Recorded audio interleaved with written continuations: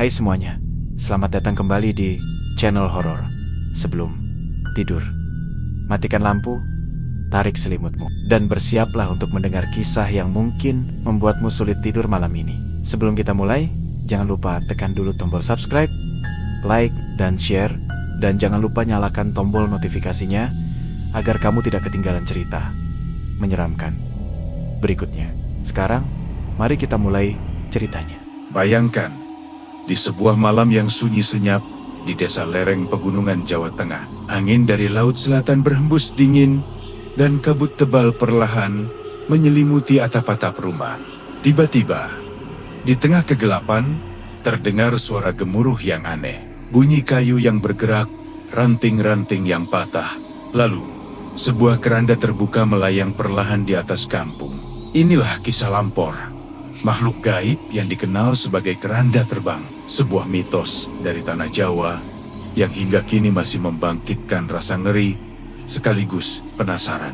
Menurut berbagai versi, kemunculan Lampor adalah pertanda datangnya wabah, kematian, atau malapetaka besar, terutama saat malam menjelang puncaknya. Mari kita telusuri dulu dari mana nama ini berasal. Kata Lampor diyakini berasal dari bahasa Jawa kuno Lampur, yang artinya mengembara atau bepergian. Dalam Kamus Besar Bahasa Indonesia, Lampor didefinisikan sebagai makhluk halus yang datang berarak atau beriringan sejak tahun 1960. Kisah keranda terbang ini mulai menyebar luas di masyarakat Jawa Tengah dan Jawa Timur. Konon, Lampor akan melintas ketika sebuah kampung dilanda kematian mendadak, wabah yang tak dikenal, atau ketika angin kencang dari laut selatan datang tanpa peringatan. Jadi, Lampor bukan sekadar hantu biasa. Ia adalah simbol dari sesuatu yang lebih besar. Ketidakpastian, kematian, dan kekuatan alam gaib yang tak terlihat. Lalu, seperti apa wujud Lampor sebenarnya? Versi cerita di masyarakat sangat beragam. Yang paling populer tentu saja adalah wujud keranda mayat yang terbang atau melayang di udara, seringkali diiringi angin kencang yang menderu-deru. Ada juga yang menggambarkannya sebagai bola arwah bercahaya yang melayang, atau bahkan gumpalan asap hitam besar berbentuk manusia tanpa kaki.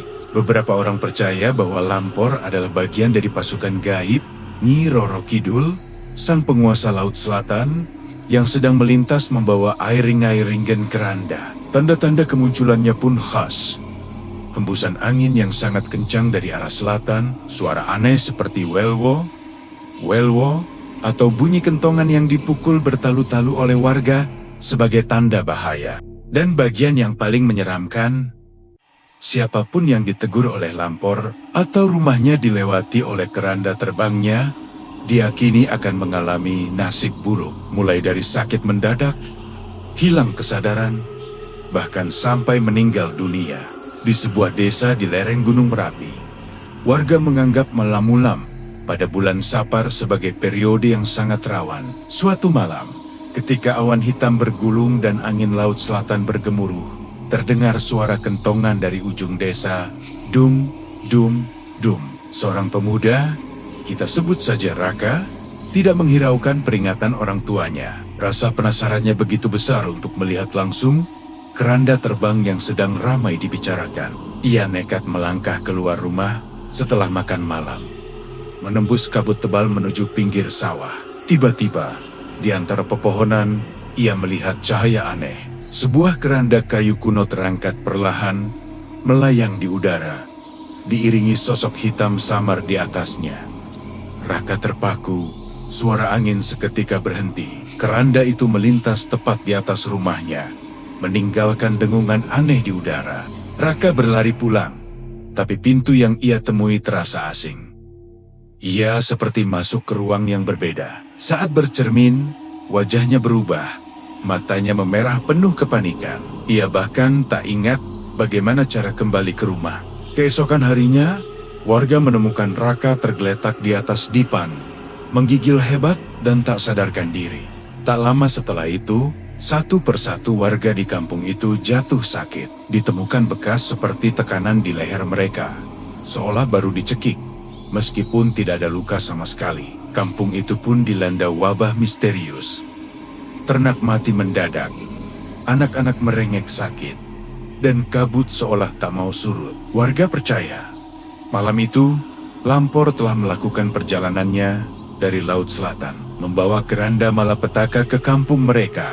Untuk menghadapi teror Lampor, masyarakat desa punya sejumlah ritual dan tradisi turun-temurun.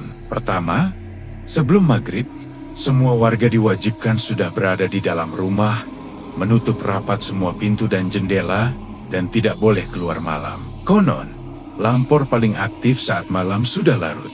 Kedua, warga akan membunyikan kentongan secara bergiliran di seluruh penjuru kampung. Tujuannya adalah untuk membuat kegaduhan agar Lampor tidak melintasi wilayah mereka. Selain itu, mereka juga mengadakan selamatan atau tahlilan bersama, memanjatkan doa-doa, tolak bala, dan meletakkan sapu lidi terbalik atau gunting di depan pintu sebagai simbol untuk mengusir makhluk gaib. Ada satu kepercayaan unik lagi. Pengetahuan lokal mengatakan bahwa Lampor tidak bisa duduk atau jongkok. Karena itu, tidur di lantai atau di bawah dipan dipercaya lebih aman daripada tidur di atas ranjang.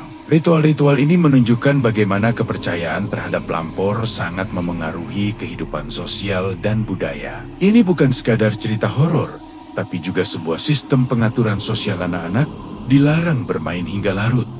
Bulan Sapar dianggap rawan, dan solidaritas antar warga semakin kuat.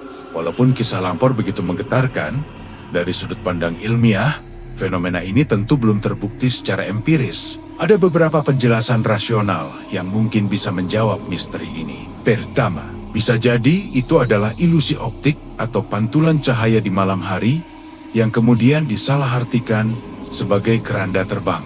Kedua, hembusan angin kencang dari Laut Selatan yang tiba-tiba masuk ke daratan memang bisa menimbulkan suara dan getaran yang kemudian dianggap gaib. Dan ketiga, adanya sugesti kolektif. Ketika satu orang mengaku melihat sesuatu yang aneh, berita itu menyebar dengan cepat, dan banyak orang lain ikut mengalami hal yang sama karena dipicu oleh kecemasan massal. Namun, dampak sosial budayanya sangat nyata. Di satu sisi, kepercayaan ini memperkuat nilai-nilai kebersamaan dalam masyarakat, seperti melalui ritual tolak bala dan sistem pengamanan malam hari. Tapi di sisi lain, bisa juga membawa dampak negatif, seperti ketakutan yang berlebihan, penundaan penanganan medis karena menganggap wabah disebabkan oleh makhluk gaib, dan munculnya stigma terhadap korban. Sebagai penikmat cerita ini, kita diajak untuk menghormati kepercayaan tradisional, namun tetap menjaga sikap kritis dan rasional. Kita kembali ke kampung yang terluka oleh malam Lampor. Suara kentongan masih menggema di antara pepohonan.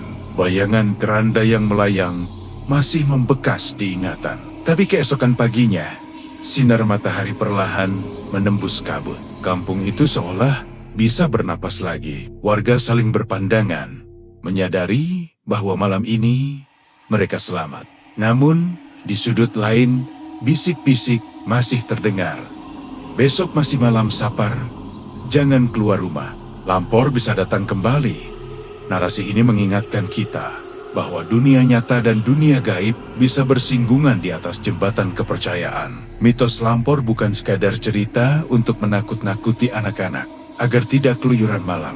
Ia adalah penanda bahwa alam, manusia, dan tradisi saling terikat erat. Pada akhirnya, apakah Anda percaya pada Lampor atau melihatnya sebagai simbol dari ketakutan kolektif manusia terhadap kematian dan hal-hal yang tak terjangkau oleh akal? Biarkan video ini memicu rasa ingin tahu Anda. Dan mungkin malam ini, ketika angin selatan berhembus, ada sebuah keranda terbang yang sedang melintas di langit desa.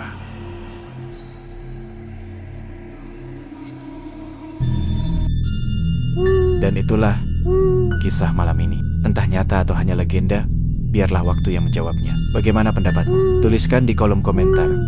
Terima kasih sudah menonton sampai akhir. Kalau kamu suka cerita ini, jangan lupa tekan tombol subscribe, like, dan share.